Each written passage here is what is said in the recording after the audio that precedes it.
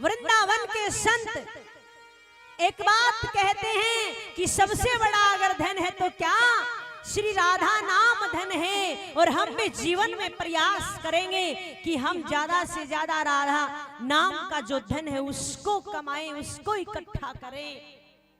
इसलिए तो मैं आपको कहती हूँ समय निकाला करो, मंदिर के आगे बैठा करो, भजन किया करो, कीर्तन किया करो, सत्संग किया करो, माला किया करो। कौन बैठे, समय नहीं। हम तो मंदिर भी जब भी जाते हैं जब कोई समस्या आना पड़ती है, विपत्ति आना पड़ती है, कोई दुख आना पड़ता तो मंदिर जाते हैं। बिना काम के कोई मंदिर नहीं जाता है। और मंदिर जाकर ऐसा कोई भक्त नहीं है जो मांग कर नहीं आता है। ऐसा कोई भक्त है जो मंदिर जाकर ये पूछकर आता है कि भगवान तुम कितने समय से यहाँ बैठे हो, आप भूखे तो नहीं हो, आपको प्यास तो नहीं लग रही, आप खड़े खड़े परेशान तो नहीं हो गए, लो मैं आपकी चरण दबा दूं। और हाँ भगवान सुनो, आप यहाँ परेशान हो तो मेरे साथ चलो, मेरे घर चलो, मैं मेरे हाथ से प्रसादी बनाऊंगा, आपको पवाऊंगा, मेरे घर चलिए, इस दास के घर चलिए। भगवान कभी ये पूछकर आते हो, कभी ये बोलकर आते हो? अरे हम तो लंबी लिस्ट बनाकर लेकर जाते हो। कन्हैया सुने, तूने ये कर दिया, तूने ये नहीं दिया, मेरे जीवन में इतनी समस्या आन पड़ी है, इतनी विपत्ति आन पड़ी है, मेरे जीवन में सुख नहीं है, तू ये कर दे, वो कर दे। और एक बात और, मांग कर इतना आते हैं और बदले में बोलकर आते हैं, अगर ये काम हो गया तो 10 रुपए का प्रसाद चढ़ाऊंगा। क्यों भगवान तुम्हारे प्रसाद के लिए बैठे हैं? और वो भी 10 रुपए का, मांगते 1 करोड़ का हो। कम से कम इतना तो मांग लिया करो कि 10 रुपए चढ़ाए, 5 तुम काम में लेना, 5 का मेरे को दे देना। लिस्ट बनाकर लेकर जाते हैं, लेकिन कभी भी भगवान से पूछकर नहीं आते हैं कि तुम कैसे हो। अरे भगवान को बताने की जरूरत नहीं है, भगवान को लिस्ट थमाने की जरूरत नहीं है। जिसने आपको भेजा है, जिसने आपको इतना बड़ा शरीर दिया है और ये सारी सुविधाएं जिसने बनाई है, उसको सब पता है कि आपको क्या चाहिए।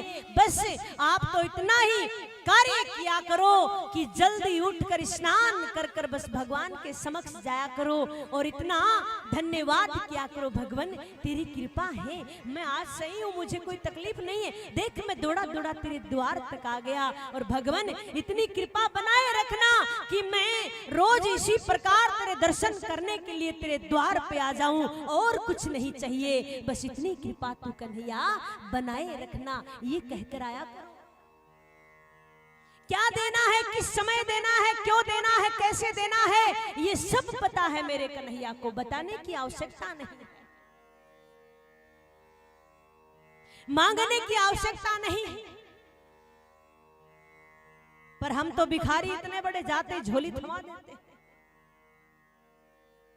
भर दो, खाली है, और भर देते हैं, उसके बाद भी वो इच्छाएं पूर्ण नहीं होती है और नई नई इच्छाएं जागृत हो जाती है, संतुष्टि नहीं है फिर भी। और अगर भगवान आपकी कामना पूर्ण भी कर देते हैं तो कभी धन्यवाद देने के लिए जाते हो क्या? हे कन्हैया तूने मेरा ये काम कर दिया, बड़ा शुक्रगुजार हूं कन्हैया, तूने कृपा करी है। कभी जाते हो बोलने? जाया कर।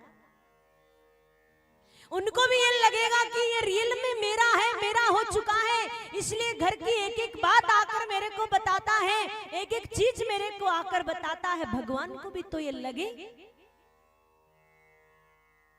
सबसे बड़ा धन हमारा यही है। जब इतना पूछा संत कुमारों से, कहा सुनो, इस धराधाम पर आया था मैं शांति ढूंढने के लिए,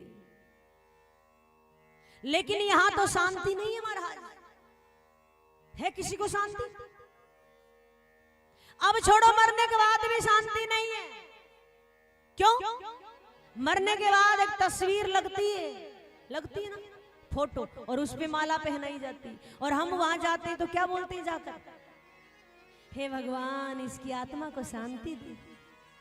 है? तो एक बात बताइए, जब मरने के बाद ही शांति नहीं है, तुम जीते जी शांति खोज रहे हो।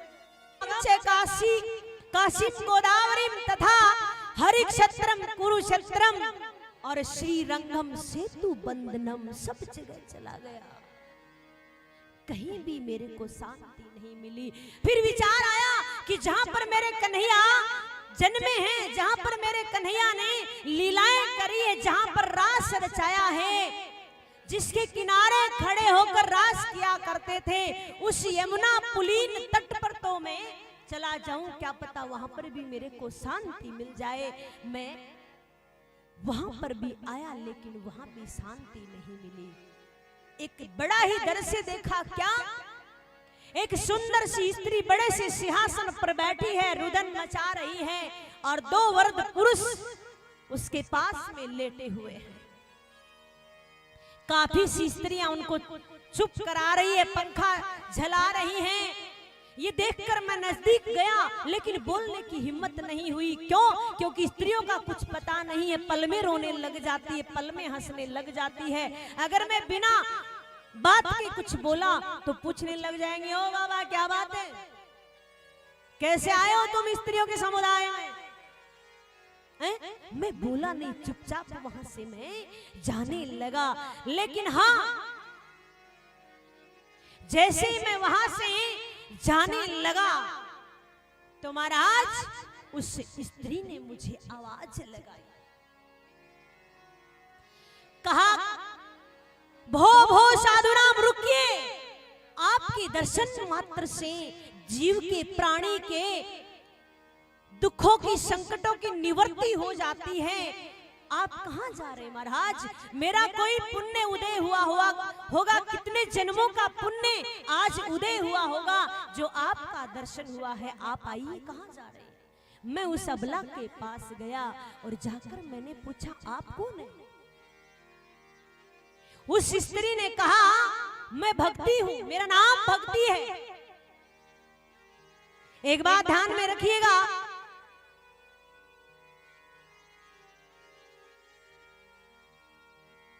जिस घर में पूजा पाठ होती है, सुबह शाम घी का दीपक जलाया जाता है, तो मान लीजिएगा उसके घर की भक्ति अभी जवान है। लेकिन जिस घर में कभी पूजा पाठ ही नहीं होता है, कभी घी का दीपक नहीं जलाया जाता है, तो मान लीजिए उसके घर की भक्ति वर्द हो चुकी है। कहा, मेरा नाम भक्ति है। बोले, दो पुरुष आपके पास में लेटे हुए, ये बोले, ये मेरे पुत्र है ज्ञान और वैराग्य। कलिकाल का प्रभाव देखिए कि माँ जवान है, नव यौवना बनी बैठी है, लेकिन संतान वृद्ध है, पुत्र वृद्ध है। और आजकल भी ये दृश्य काफी देखने को मिलता है, माता पिता जवान लगते हैं और बच्चे वृद्ध लगते हैं।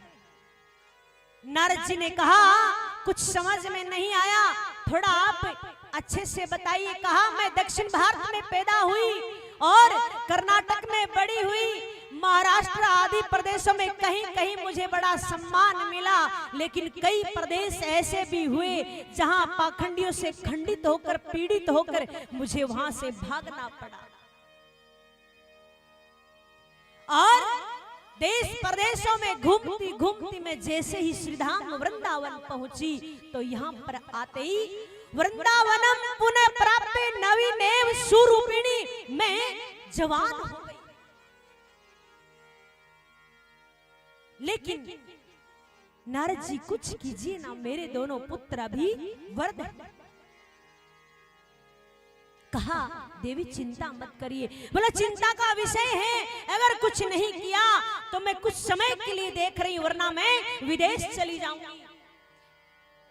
नारद जी समझ जाते, नहीं नहीं, आपको कहीं जाने की आवश्यकता नहीं है, ये आपकी ही तो कृपा है जो श्रीधाम वृंदावन में आकर सब नृत्य करने लग जाते हैं। सब अपने आप को जवान समझते हैं। यहाँ पर तो बूढ़े बूढ़े भी आकर उम्र का ख्याल नहीं रखते, वो भी भूल जाते हैं कि हमारी उम्र क्या है, और भगवान की भक्ति में वो नाचने लग जाते हैं। ये आप ही की तो कृपा है, आप ऐसा मत करिए। लेकिन एक बात बताओ, भारत में क्या होता है, जब तक कोई संत देश विदेश नहीं घूमकर आता है, बाहर पहचान नहीं बनाकर आता, तब तक इन भारतवासियों की नजर उन पे जाती नहीं है, तब तक हमारी नजर ही नहीं पड़ती है। पर ऐसा नहीं होना चाहिए। हमेशा अपने क्षेत्र का कोई भी हो उसकी मदद करनी चाहिए, उसको आगे बढ़ाना चाहिए। पर ऐसी भ्रांति रही कि हमारी नजर ही नहीं जाती है। जब बाहर से मान सम्मान होकर आते हैं, सम्मानित होकर आते हैं, तब जाकर हमारी भी आंखें खुलती। अच्छा, ऐसा भी हो रहा है। कहा मैं विदेश चली जाऊंगी, नहीं नहीं, आप विदेश मत जाइए, ये भगवान की नगरी है। भक्ति ने कहा भगवान की नगरी है, पर भगवान इस कलयुग को आने क्यों दिया? ये कलिकाल अपना प्रभाव दिखा रहा है। भला इस कलयुग को इसलिए आने दिया कि कलयुग केवल नाम आधारा, यहाँ पर जप तप करने की आवश्यकता नहीं है, यहाँ पर वर्षों तक तपस्या करने की आवश्यकता नहीं है। यहाँ पर तो तुम केवल और केवल नाम जप करोगे तो ही आपका कल्याण हो जाएगा, आपका उद्धार हो जाएगा, आप उस कन्हैया को पालोगे। लेकिन नाम जप करने के लिए भी समय निकालना पड़ेगा। कहा संत कुमारों से, महाराज मैंने उनका बुढ़ापा दूर करने के लिए काफी उपाय किए,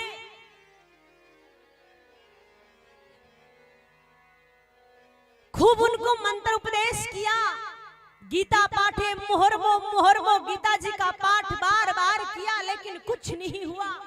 अचेत अवस्था में पड़े हैं। बार बार सुनाने पर कुछ पल के लिए उनकी मूर्छा खुलती है, लेकिन फिर वो अचेत हो जाते हैं। जब ये प्रयास में बार बार कर रहा था, आकाशवाणी हुई कि सत्य कर्म कीजिए। अब महाराज ना तो मेरे को कुछ बताया कि ये सत्य कर्म क्या है, ये दवा कहां मिलेगी, किस व्यक्ति के पास मिलेगी। अगर किसी का नाम बता दिया होता कि फला व्यक्ति के पास मिलेगी तो मैं चला जाता, लेकिन मैं तभी से घूम रहा हूं, दौड़ रहा हूं, पूछ रहा हूं सभी से। अब एक बात बताइए, नारद जी जैसे संत अगर किसी से पूछे कि सत्य कर्म क्या है, तो क्या कोई संत जवाब दे पाए? कोई छोटे संत थे बेचारे, उन्होंने तो कहा महाराज आप ही बता सकते हैं। और बड़े जो संत थे उन्होंने सोचा कुछ नहीं बोलने में ही ठीक है, कहा महाराज अभी तो मौन चल रहा है, बाद में आइए। सबसे पूछते घूम रहे हैं सत्कर्म क्या है। अब आप ही बता दीजिए, बड़ी कृपा हुई है ठाकुर जी की कि आपके दर्शन हो गए, और अब आप ही बताइए कि ये सत्कर्म क्या है। संत कुमारों ने कहा बस इतनी सी बात, घबरा गए। सत्कर्म है श्रीमद् भागवत संहिता। नारद जी ने कहा श्रीमद् भागवत, अरे मैंने गीता जी का पाठ बार बार किया है, कुछ नहीं हुआ, भागवत से क्या हो जाएगा। कहा इन समस्त शास्त्रों का सार ही है श्रीमद् भागवत संहिता, ये सबका सार है। मान लीजिए दूध से क्या बनता है, दही बनता है। दही बनता जानते हो ना, और दही से क्या बनती है? आपके यहाँ क्या बोलते हैं? मठा, छाछ क्या बोलते हो? ऐसे मुंह लटका कर मत बैठो आप, कुछ तो बताया करो मेरे को। छाछ मठा क्या बोलते हो? कल एक मैया से पूछा, वो तो कड़ी बता रही थी। हैं भाई, हमारे तो छाछ बोलते हैं, आपकी साइड में शायद मठा बोलते हैं। हाँ, मही भी बोलते हैं, मही या मठा ऐसा ही कुछ बोलते हैं, क्योंकि आपके नजदीक ही ये मानो ये क्षेत्र मेरा एक मायके जैसा क्षेत्र है, एमपी। मेरी गौशाला भी इधर ही चल रही है, आपको पता हो तो। भोपाल के पास में होशंगाबाद नर्मदापुरम जो जिला है, उसमें माखन लाल चतुर्वेदी जो कवि जी हुए हैं, उन्हीं के गांव के 3 किलोमीटर दूरी पे मेरी गौशाला है। तो ये मानिए कि मेरा ये मायका ही है। तो मही से क्या निकलता है? उसको मथते हैं तो माखन निकलता है, और उस माखन से हम अलग अलग प्रकार के व्यंजन बनाते हैं। घी से ही बनती है ना मिठाइयां, पूड़ियां भी बना लेते हैं। पूरी तो जानते हो ना। अब मान लीजिए आप पूरी बना रहे हैं और बनाते बनाते घी थोड़ा कम हो गया, कोई आपको कहते भैया दूध डाल ले, हैं? तो क्या उस दूध से तुम पूड़ियां बना पाओगे? नहीं, माखन से ही बना पाओगे। इसलिए क्या कहा कि समस्त शास्त्रों का सार ही है श्रीमद् भागवत संहिता। अगर जिसने ये भाव से सुन ली, एकाग्र मन से सुन ली, तो उसका कल्याण हो जाता है। एक बात और विशेष ध्यान से सुनेगा, अगर किसी भी भक्त की कोई कामना है, कोई इच्छा है, वो लेकर आता है, अगर वो भाव से एकाग्र मन यहाँ पर बैठकर कथा श्रवण करता है ना, तो जैसे जैसे कथा पूर्ण होने की तरफ आती है ना, तो उसकी वो कामना पूर्ण हो जाती है। ये कथा का प्रभाव है। पर ऐसा नहीं कि हम बैठे तो यहाँ है, मन पड़ा है कहीं का कहीं, क्योंकि ये मन बड़ा चंचल है।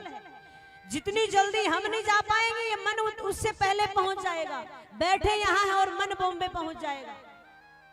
ये मन बड़ा चंचल है।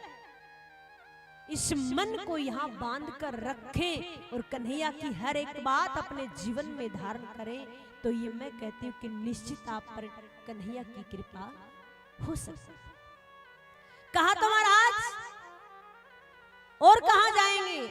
आप जैसे संत और कहीं मिलेंगे क्या? आप ही कह दीजिए। बोला चलिए हरिद्वार में गंगा जी के तट पे एक सुंदर सा बालू रेती का व्यास मंच बनाया, और उस व्यास मंच पर चारों भाई विराजमान हो गए।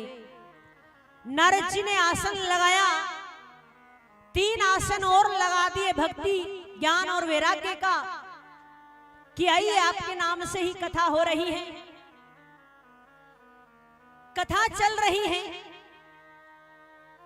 चारों भाई कथा सुना रहे हैं।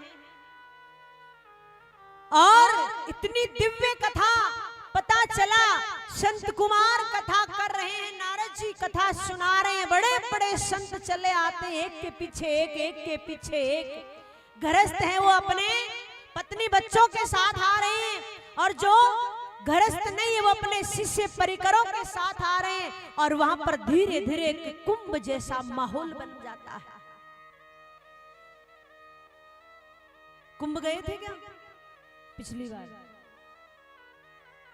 हे माताओं, प्रयागराज गए थे क्या? एक मैया गई थी, बाकी तुम्हारा कहीं होसी, क्या होगा तुम्हारा?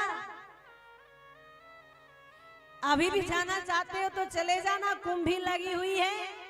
माघ मास का महीना है, बड़ी सुंदर व्यवस्था बनाई गई है, और माघ मास में ये कथा श्रवण कर रहे हो, ये भी अपने आप में एक बहुत बड़ा आशीर्वाद मिल रहा है, आपको भी मुझे भी। क्योंकि माघ मास में कथा श्रवण करना, दान करना, पुण्य करना ये बड़ा फलदायी होता है। स्नान करना गंगा जी में, इनका पुण्य तुरंत मिलता है।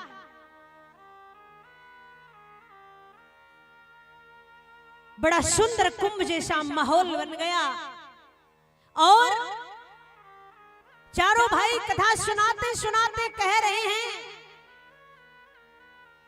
कि धिक्कार है ऐसे शरीर का जो कथा सुनने से वंचित है।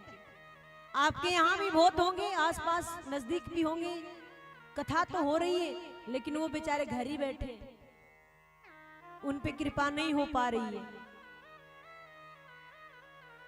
ये कृपा हर किसी पर संभव नहीं है। ये कृपा विशेष उन पर ही होती है जो भगवान के नजदीकी होते, उनके चरणों के दास होते हैं। ये उन्हीं को संभव है। अब कथा सुनाते सुनाते कह रहे धिक्कार ऐसे शरीर का जो कथा से वंचित है। वो शरीर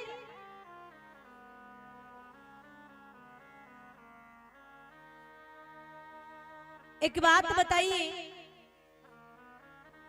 कथा हम मानव शरीर से ही सुन पाते हैं ना, और पूजा पाठ भी हम मानव शरीर से ही कर पाते हैं, है ना। भगवान ने मान लीजिए गधा बना दिया, क्या है, सुन पाएंगे कथा? मंदिर जा पाएंगे? पूजा कर पाएंगे? ये मानव शरीर इतना सुंदर दिया है भगवान ने, इससे हम